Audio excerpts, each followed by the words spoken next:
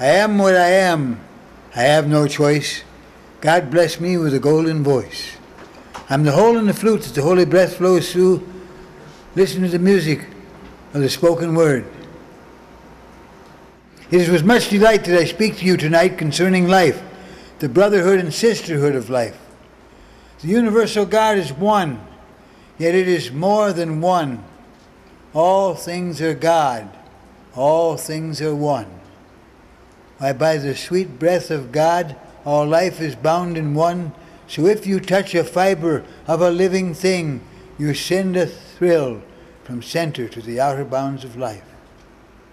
Now the bird sings out its song for us, and we vibrate in unison to help it sing.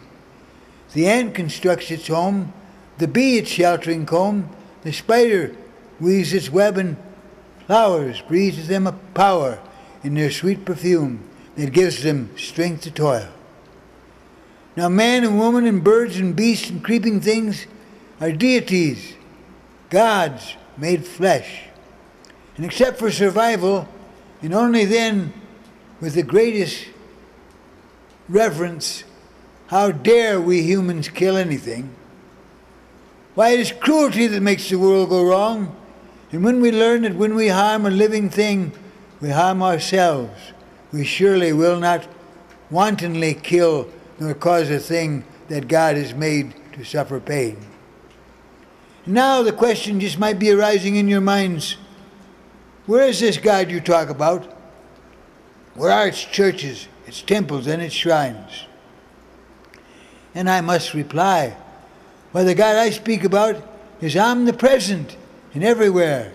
It cannot be surrounded by walls or encompassed by borders or boundaries of any kind. And it seems to me that almost all, if not all, peoples worship God the one.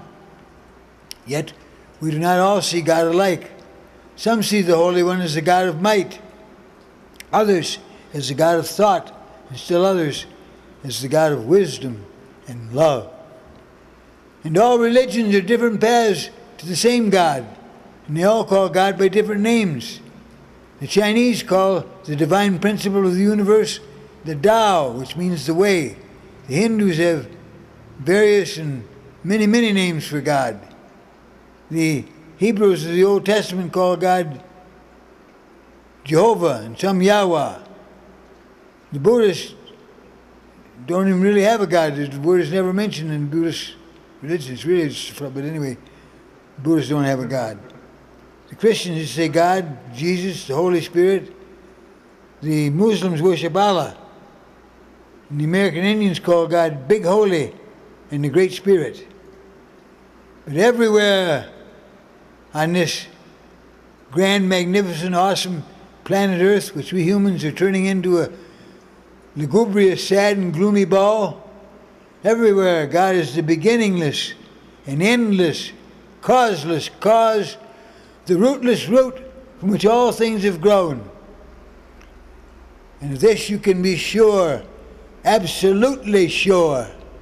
God lives not in the noise of preachers, ministers, priests, and theologians' tongues. There is no way to God through verbal noise of any kind. For God's meeting place with you is in your heart. And in a still, small voice God speaks. And when you really hear, you will be still. And if anyone should care to ask me, teach us to know the Holy One who speaks within our hearts in a still, small voice, then my answer is that in the strictest sense, no mortal being, however holy, can teach you to know the Holy One who speaks within your hearts in a still, small voice.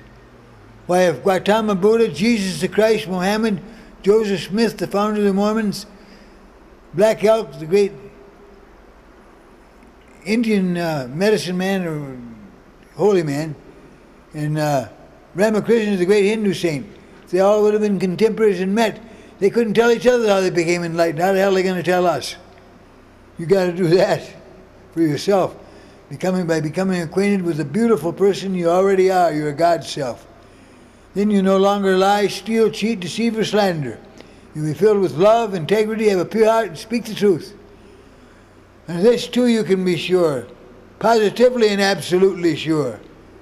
The Holy One cannot be seen with mortal eyes, but in God's image you were made. And when you look into the face of one another, you are looking at the image of the God who dwells within your hearts. And when you honor one another, you honor God. And what you do for one another, you do for God. And you should always bear in mind that when you harm in thought or word or deed another one, you do a wrong to God. So, if you would serve the God who dwells within your heart, just serve your neighbor, your relative, or your best friend. And those who are not your neighbor, your relative, or your best friend, but the stranger who knocks at your door, and your worst enemy who seeks to do you harm. Assist the poor and help the weak. Do harm to none, and never wish for that which is not yours. Then with your tongue the Holy One will speak, and will smile behind your tears, will light your countenance with joy, and fill your hearts with peace. Now I'm hitting my groove. This is he who fell by foes, sprung harmless up, refreshed by blows. He to captivity was sold, him no prison bars could hold. Though they sealed him in a rock, mountain chains he could unlock. Thrown to lions for their meat, the crouching lions kissed his feet. Bound to the stake, no flames appalled, but surrounded him with an honoring bout. This is he men miscall fate, treading dark ways, arriving late, but always coming in time to crown the truth and hurl wrongdoers down. He is the oldest and best known, more near than anything you call your own. Yet, greeted in the gleam of another's eyes, disconcerts with glad surprise. This is the Holy One who, deaf to prayers, floods with blessings unawares. Draw if you can the mystic line, severing and separating God's from thine, which is human, which divine.